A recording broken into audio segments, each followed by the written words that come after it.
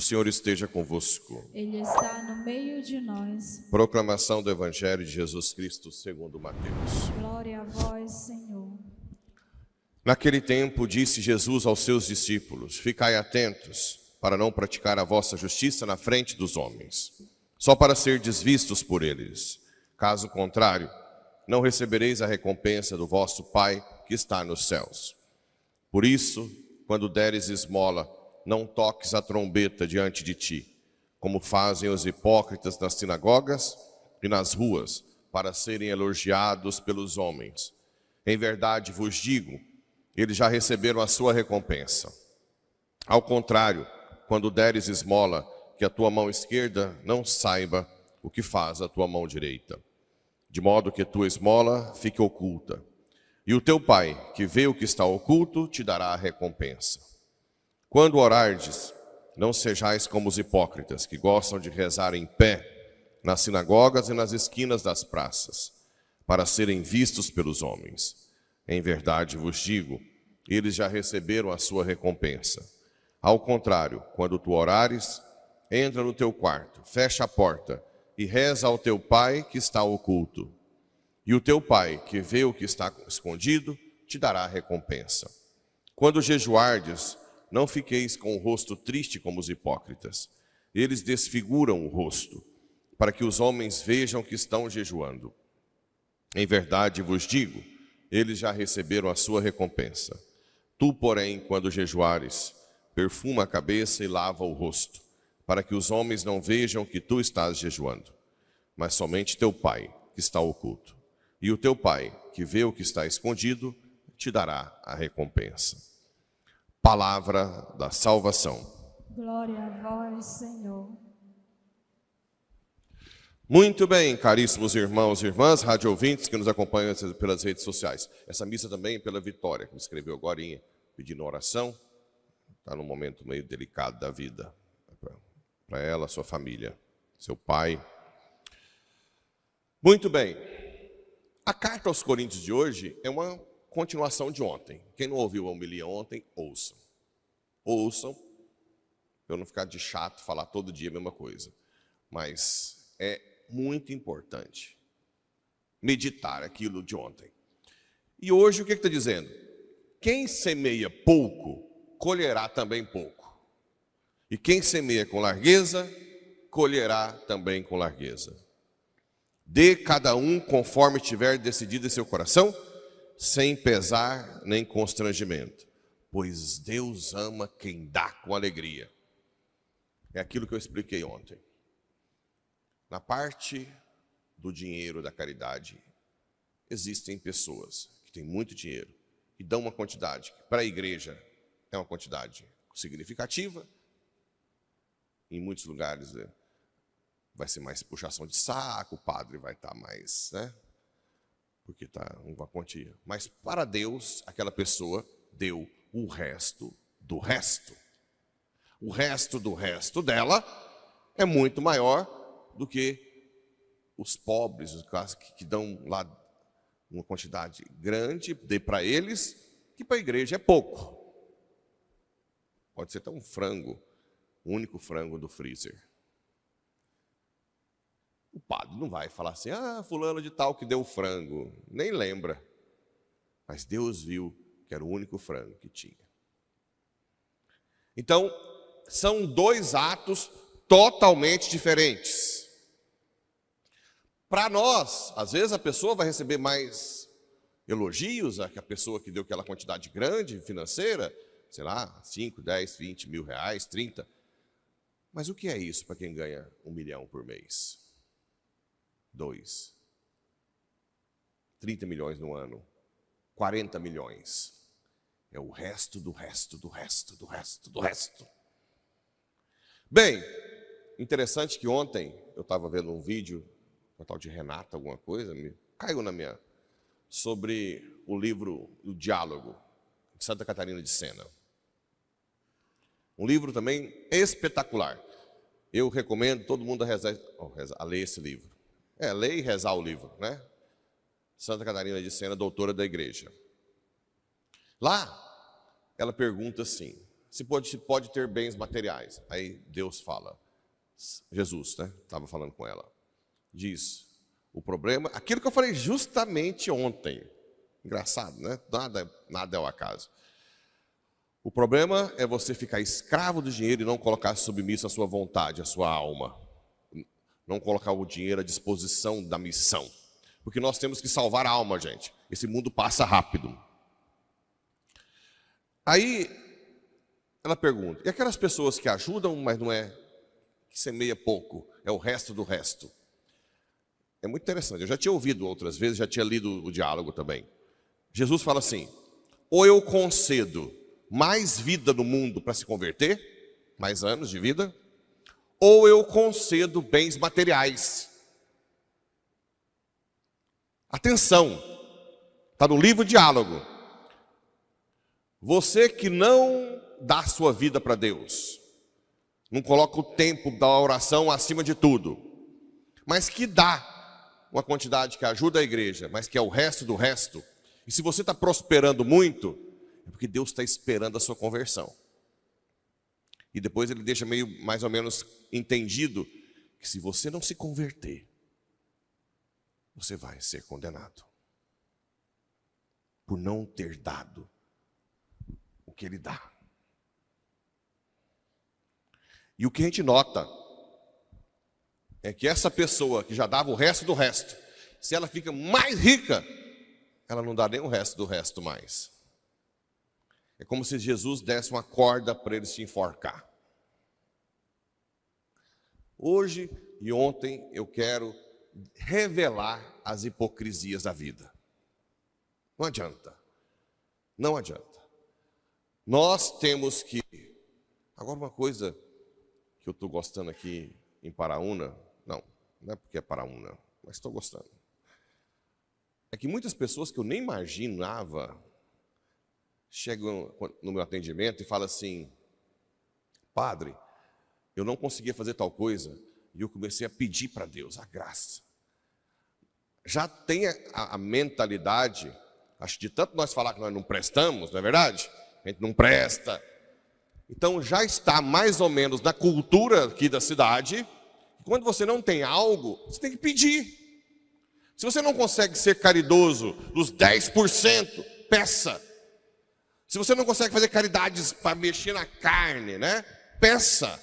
Se você não consegue pôr a missa acima de tudo, da colheita que está tendo agora, peça essa graça. Se você não consegue pôr seus funcionários para ir à missa, porque você acha que aquele tempinho que eles vão ir na missa teria que estar colhendo, 1h30 na semana, peça a graça. Peça, peça.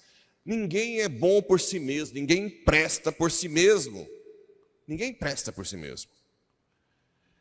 Distribuiu generosamente, deu aos pobres, a sua justiça permanece para sempre. Quem tem bens materiais, gente, tem tudo para resolver muita coisa, mas não resolve. Às vezes ajuda a igreja, ajudas são boas, mas é o resto do resto. O meu foco não é tanta ajuda. Eu já contei aqui que 2 pessoas que não vão na missa, uma vez chegou em mim e falou assim, o que o senhor quer financeiramente? E eu disse, a sua alma. Não doou dinheiro, os 2. Eu pensei que mesmo assim ia doar, né? Ficar tão assustados, eu quero a sua alma. Eu não quero primeiro o seu dinheiro. E eu quero, você que está me ouvindo aí, que você tem muito dinheiro, que você quer ajudar, eu não quero o seu dinheiro acima, eu quero a sua alma no céu. Né? No céu. O que me interessa é ir para o céu. Porque aqui vai passar, gente. Você está aí, você está dirigindo, já era. Acabou. 1/1000 de segundo. Seus bens vão tudo para a mão dos outros, para queimar rapidinho. O danado. Então não me interessa essa vida. Interessa a salvação. Né? A salvação. Essa semana, Que dia? Anteontem. Eu fiquei pensando no inferno, assim. Gente, nunca mais sair de lá. Até o de lá de Brasília, eu pensei, não, esse não pode ir também, não. Vamos rezar, né? Porque é terrível. Você nunca mais sai. No diálogo fala também dos tormentos do inferno. Jesus conta para ela. Quais serão os tormentos do inferno? Para sempre. Para sempre. Então isso me atormenta. Eu não quero que ninguém vá para o inferno. Tem uns que precisam sofrer bem, né? Mas para ir para o céu depois. Porque o inferno é terrível. Imagina um da nossa família. Apesar que no diálogo Jesus fala que se tiver um membro da nossa família, até pai ou mãe no inferno, nós vamos estar condizente com que... Mas eu não quero, né? Nunca, jamais. Ninguém no inferno. Bem, a Bíblia, ela é sempre atual. Mas esse texto aqui, eu quero ter a audácia de dizer que ele está um pouco desatualizado com a sociedade atual. Na época de Jesus, a religião e o Estado eram muito unidos. Então, como o jejum faz parte da religião judaica, fazer jejum para todo mundo ver, dava moral. Como caridade faz parte desde o início de tudo, então as esmolas davam moral. Hoje não. Quantas e quantas vezes, na época que eu trabalhava ainda, tinha um dinheirinho a mais, eu sempre tinha na cabeça assim, não, Senhor, se o Senhor puser alguém na minha frente, eu vou ajudar bem. Aí você está numa rodinha ali, num boteco, num restaurante, aí chegava gente assim, aí eu pegava uma nota de R$100, toma, meu filho. Você precisa de ver a reação do povo da mesa. Você não vai salvar o mundo. Não faça isso. Você está ajudando a droga.